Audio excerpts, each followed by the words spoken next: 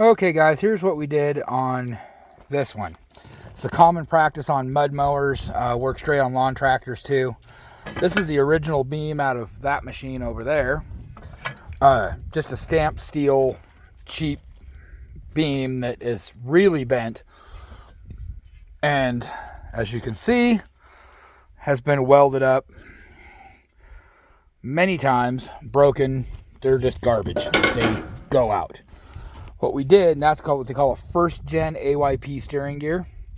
What we did on this is we reinforced the center tie rod, piece of angle iron.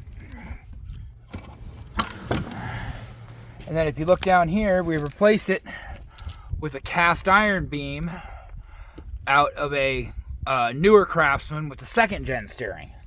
Now how you do this, you've got 3 bolts here, here, and here to separate these 2 plates.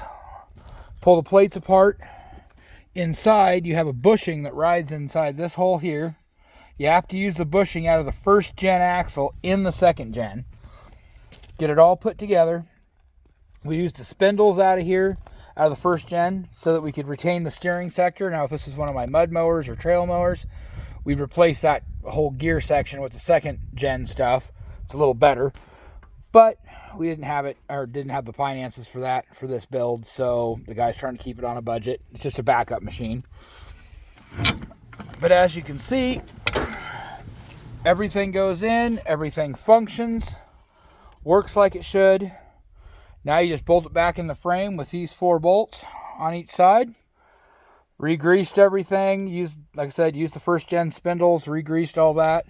Used the second gen wheels that come with the Zerk fittings. And of course the cast iron axle has Zerk fittings as well, so now it's a fully serviceable front end and it'll last them forever. No chance it'll break. Alright guys, stay tuned for more.